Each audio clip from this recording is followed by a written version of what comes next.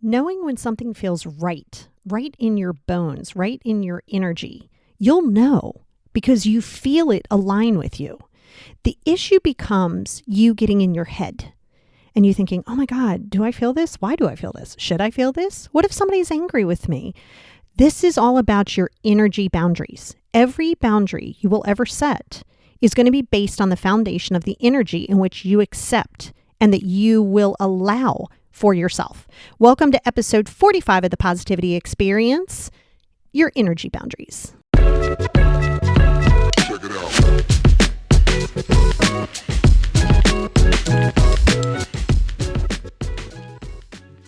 Hey everybody, and welcome to the Positivity Experience. I am your host, Lori, and welcome to, it's getting a little nice and cool here. I'm digging it. You know I love the fall. I just finished making probably the best white bean soup I think I've ever made. I was like, oh my God, I should be an absolute chef. Not really, because I don't enjoy it that much unless somebody was here to cook for me. And I'm just ready to start the week. So I can't wait to talk to you guys about energy boundaries, because starting my week is always going to be based upon the energy in which I know that I will allow for myself. And your energy boundaries are so imperatively important. So you've heard people talk about boundaries, and sometimes that can be a little like, okay, a boundary, what does this mean? What do I tell this person? In my world, it's execution, right? Like to execute the boundary in which you believe. But if you have a time boundary, that's going to be energy. If you have an emotional boundary, that's going to be energy. If you have a physical boundary, that's going to be energy. So every boundary you ever make will be based upon the energy in which you allow around you. So let's chat about it, right? Because a lot of times if you're an empath, you'll try to utilize that as an excuse. Oh my God, I just can't because all these people drain me because I'm an empath. Okay, valid, because when you're an empath, you are absolutely more susceptible, fair. But the moment you say, well, I'm an empath, this is just how it is, that's an excuse, right? It's a reason, yes, excuse, no. And very often you get caught in that because you're like, oh my God, it's just hard. This is just how empaths are. No, they're not. I mean, I am an empath and I work with empaths everywhere, right? Because when you're an empath, you are going to be susceptible to picking up everybody's energies. Everybody, right? Good, bad, or indifferent. Hey, that's great. I love that you're empathetic. And that's why you observe, you feel it, you observe it, you release it. It is not your stuff to carry. So when you are looking at energy boundaries, it's also respecting everybody else's boundaries and their energy. So let me give you an example of that. Let's say you're an extrovert. Okay. I mean, you are out there, you're all about the party, you're chilling, and you're very, very, very good friend, a little bit introverted, and then you keep on with the whole, come on, let's go out. And they go, no. Right. Now, first of all, when they say no, that should be enough, period. But there you go. And you go, come on, just do it. Come on, please. Okay. So now they're like, oh, damn. Okay, I'll go. So now they go, and you can tell they're noticeably uncomfortable. And then you go, I don't understand. Like, can't you just loosen up? Well, you're the one in the wrong here. That's you. That's you overstepping somebody else's energy to try to make your energy whole. And you cannot do that from an energy perspective. Okay, so when you have energy boundaries, you have to understand what is it that you will accept in your energy field, because you're not going to be able to control other people's energy. That's not a thing. Okay, so you can't control and try to change somebody. They're not underwear. You guys know this. So you can't change their vibe, but you can harness and protect your own peace and your vibe. So let's say it's your parents or your sibling or your children or whatever. And this energy is just way heavy and it's just a lot. And you're like, oh my God, okay, I just can't. And sometimes you're like, okay, it's not awful, but it's a lot.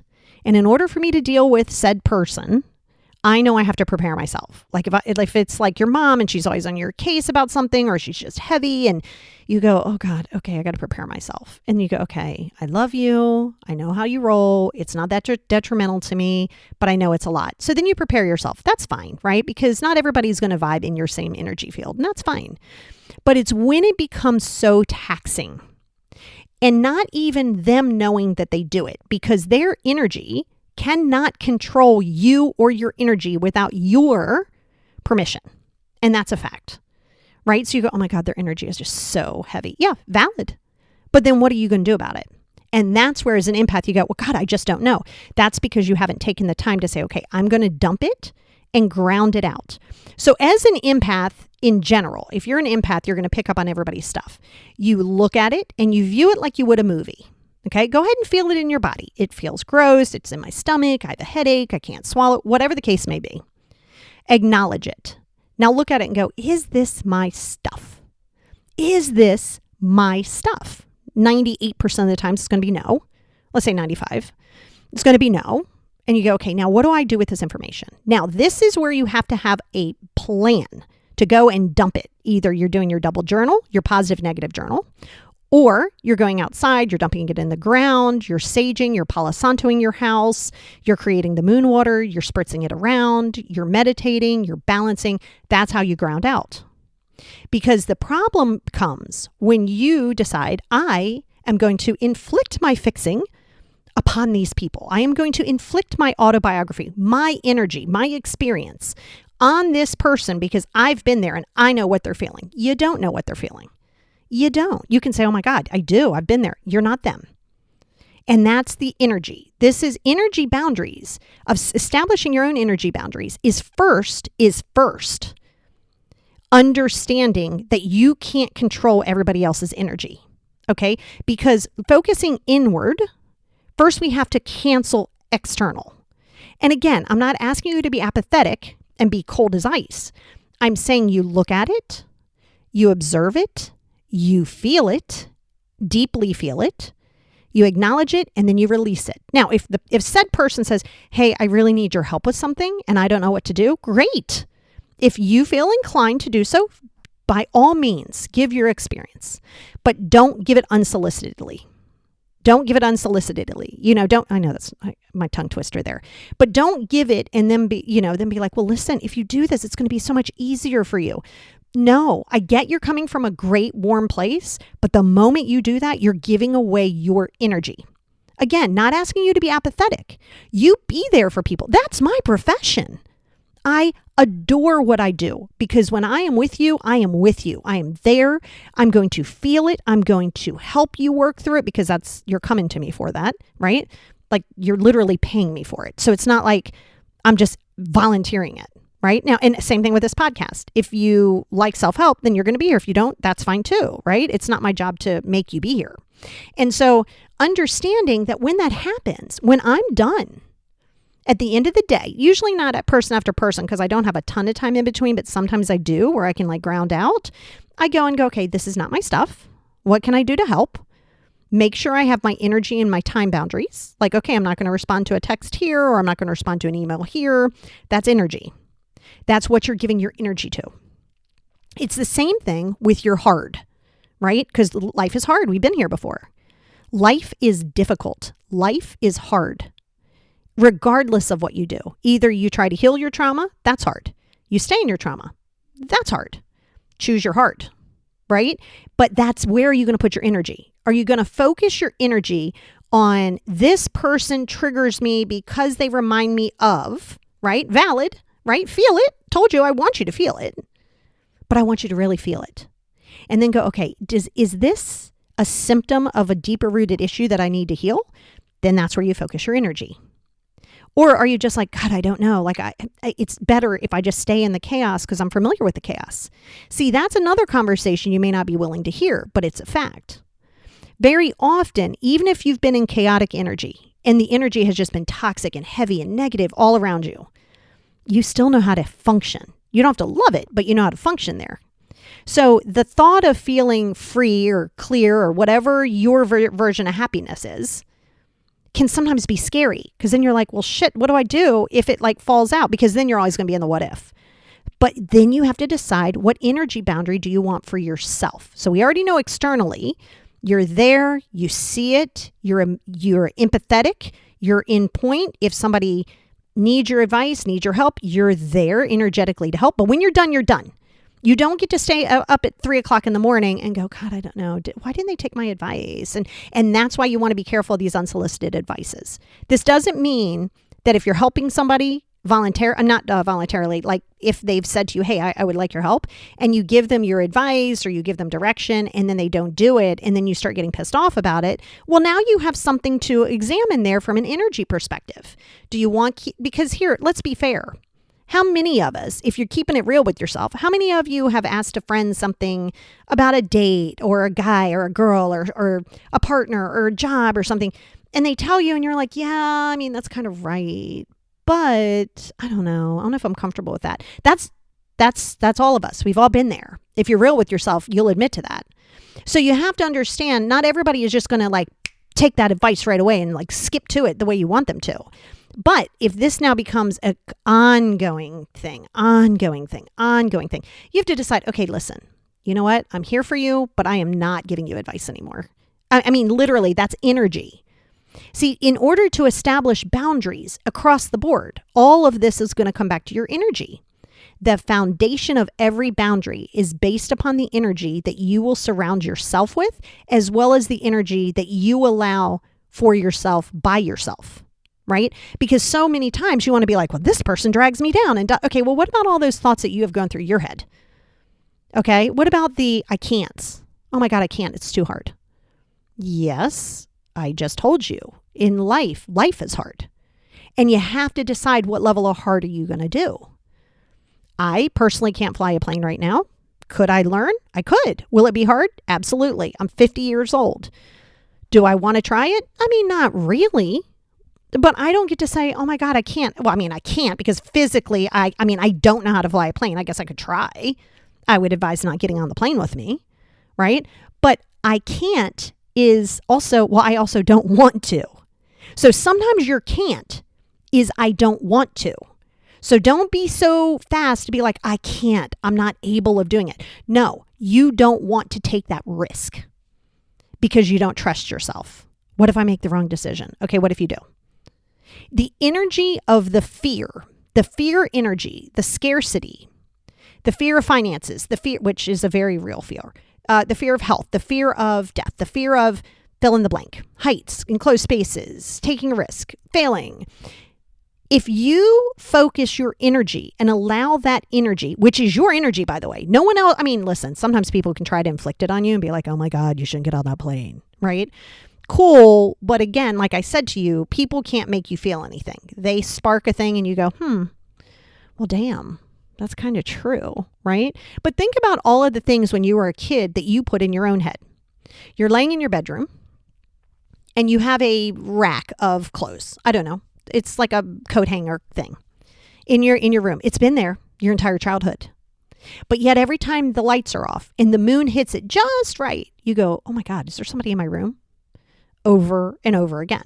You know there's nobody in your room. You know for a fact there's nobody in your room because you know it never is. It's always that same thing. Now you go, well, I mean, but it could be. I mean, it also could not. And every time you've turned on the light, it's not. But instead of trusting yourself and going, okay, I know that is my coat rack. I know, I've been here before. You go, oh my God, I doubt myself. But is it? But is it not? Should I or should I not?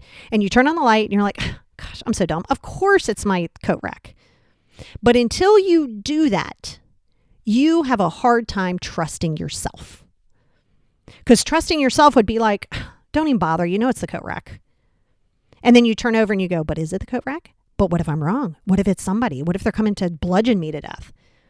Okay. So I use that example because there's always, even though that's a physical, like you could see it example, that lives in your head every day. That energy in which you feed lives in your head every day. Every day. Is it scary? Yes. Is it hard? Yes. But do you want to do it? And don't just say, of course I want to feel better. Of course I want to be at peace. Great. But do you? But do you? Because what that means is that you have to work on accepting and focusing your energy in a positive direction on yourself, of valuing you for yourself, not because anybody else is telling you that you're worth it, because you know you are, because you know that coat rack is in your room. So are you going to say, okay, I know I deserve this, right? Again, this is a lot to do with trauma. I get it. Make sure you're healing that trauma, of course. But part of that is this, okay, is you giving the energy to yourself that you felt that nobody gave you before. Why is their energy for you any more important than your energy for you? Ask yourself that question. Ask yourself that question. And think about, here's a little bit of homework. And if you're driving, because I do this because I like to listen to podcasts when I drive, it's at like 15 minutes and 25 seconds. So you could, if you're driving, don't write this down. Just come back to it. You can skip ahead to it. And do this little bit of homework, okay? I want you to get a piece of paper. And I want you to write down all of the areas that you put your energy. Now, it's only going to be as effective as you are honest with yourself. Don't tell yourself some shit that is not true. Don't be like, well, I'm putting it towards meditating and I'm putting it towards this. Okay, great if that's factual, but don't forget to put in where else you're doing it. Oh, my boss is angry. I'm angry at my boss. I'm over my parents. I can't stand the number on a scale. I don't like how I look in the mirror. I don't care where your energy is going, but this is the harder part for you, is being honest with yourself. You don't trust yourself because you're not honest with yourself. You're pseudo honest with yourself, right? But think about what I had said before during my abuse and everything with my dad. If I stayed there and said, I can't do this because I was abused, which, by the way, very factual, these things have happened to me, where I'd be like, oh my God, that's just too hard. I can't do that because that abuse brings back PTSD, and all valid. The difference is, though, is that I knew I had to push through that if I wanted to gain my power back, to the point where I can talk to you about my abuse with him and order a coffee in the same conversation, and they both carry the same exact emotional thing. I don't carry animosity or anger about any of it. I just don't. It's not a definition of me. I told you that. If I want to put energy into all of the things that happened to me during the abuse that was inflicted on me, not just by my dad, but other people, right? Emotional and physical. Okay. If I wanted to do that, I would stay here. And then I would be so nasty and miserable to everybody because I would feel like I don't understand why I had to go through that. Where do I want to put my energy? Definitely not there. Do you want to keep your energy on trying to understand somebody else's why? Do you want to put your energy in trying to understand, okay, well, this is me and I don't understand why they don't support me? Where are you putting your energy? Write that down on that piece of paper. Then, and this could take a couple days. Don't just sit there and try to do it in 10 minutes. Don't rush it. Self-healing is not a fast process. It's not going to be overnight. It might not be for the next 10 years. You got to be clear in that, and you got to be consistent. You will get consistent results when you practice it consistently. You will get inconsistent results when you practice it inconsistently. Fact. Okay? So asking yourself, looking at that list and now going, damn. Now look at it without judgment. Just go, damn. Okay. Wow, I'm really putting my energy in so many things that aren't serving my best and highest good. And that is where you establish your energy boundaries. So the first part of that, like I said, is understanding that nobody else's energy can affect your energy without your permission. Now, when you are a child and you are growing up in a toxic house or a toxic situation, you kind of are in that space where you're not energetically or emotionally mature enough to handle it because you're not even supposed to be exposed to that. So that becomes harder. But if you're listening to this and you're, a advanced teen and an adult, this is where you work. And this is why when you get to the space of holding your energy boundaries, of saying no is a complete sentence, of establishing your time, finances, and everything boundaries, when you get there, you won't feel guilty because you are taking care of you. Okay. Now remember, everything is not black and white. Well, a lot of things are black and white, but in this case, there's a gray area. You will have to compromise because in humanity, that's what we do. We compromise our energy, not sacrifice our energy. And we don't do it all the time. We compromise. So again, you don't want to go hang out with all the crazy family for Thanksgiving? Valid. but you still want to see your family and a few of them, great. Get together on the Friday afterwards. Get together the following weekend. Don't get all hell-bent determined on celebrating Thanksgiving on Thanksgiving because that's the day we have to be thankful. I told you before that if that's the one day that you're celebrating to be thankful for, that's a problem. That's a problem in itself, in and of itself. So that's why you want to focus on where you want to put your energy. And if your energy is making everybody else happy or making sure that everybody else understands, that's where we first have to address, because it's going to be hard for you to focus inward because you're not going to be able to focus inward worrying about, well, what are they going to think? What if they're mad at me? What if somebody's upset with me? I told you before, and I will tell you 150,000 times again, people will judge you, and they will judge you regardless of who and what you do. Do you want to put the energy in trying to let them know your side of the story and let them know how right you are? Or do you want to put your energy in a space where it's for you? Because when you build your vibe, your energy vibe, it will attract your tribe. When you are energetically in alignment with anything, a relationship, a crystal, a meal, a whatever, when you're in alignment with it, it isn't hard. When you're in alignment with your energy, it isn't hard. Is it a little difficult? Is it a little uncomfortable? Of course. But is it hard? No. What's hard is your ego kicks in and goes, you gotta be right. You gotta be right. They did you dirty. You gotta be right. No, you don't. You want to be right or you want to be happy? Decide where you want to put that energy. Because if you want to be right, go ahead. You're gonna be lonely though. Just know that ahead of time. So if you always want to be right, even if you know damn sure how right you are for you, you want to focus your energy there to let everybody know how right you are? Or do you just want to be like, yes, 4 + 4 is 97. You are so right. And just keep it moving. You decide. Don't let your ego decide for you.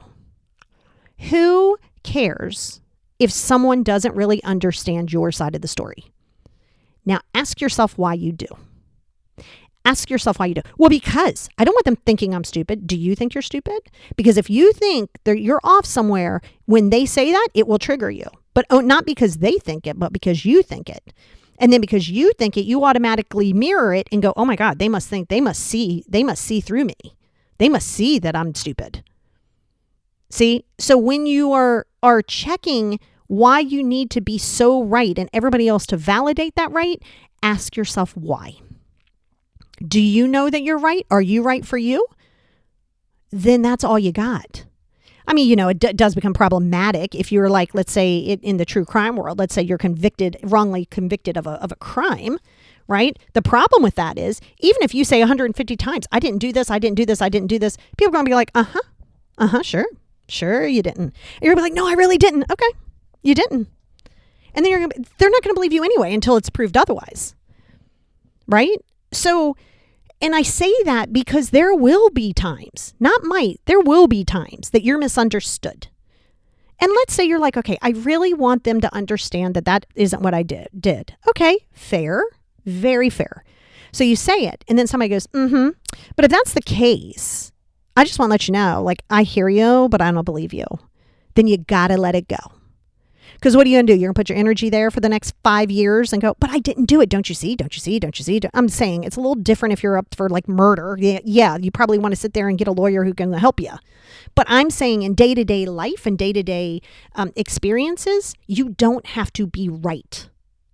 If your ego is telling you have to be right and they have to understand you and they have to be comfortable with you, you are putting your energy boundary at risk because you don't have one. And then you're saying my energy boundary is only as good as the people who validate my energy. And that's not true. That's not true. So it's getting clear in that. This is why energy boundaries are the foundation of every other boundary you'll ever have. Because when you energetically commit to protecting your peace, okay, when you commit to that and you believe you deserve that, People can't overstep your boundaries. Oh, now listen, they will try. I don't care how balanced you are. Humanity and human nature is we want what we want. When we want it, we don't have patience. We want to be the exception to the rule. That's life. So people will test your boundaries, but you will be stoic and hardcore pressed in it when you energetically believe that that's what you deserve. And this is your energetic boundary. So now remember what I said in the beginning, though. That's about you, and that's great. But you also have to understand, you can't be sprinkling your energy in somebody else's life voluntarily. You can't be like, hey, I'm going to do this. And don't you know, hey, I'm here to help. I hear you. I have children. I understand. And the beautiful thing about my house is my kids, well, my son's 25, but he's still my kid. You know, my kids will check me on it. Mom, you're doing that thing again. I'm like, oh, damn, I didn't even realize it. So sometimes people don't even realize that they're overstepping your energy boundary. My kids will call me out on it. Mom, stop it. Oh, damn. Okay, sorry, my bad.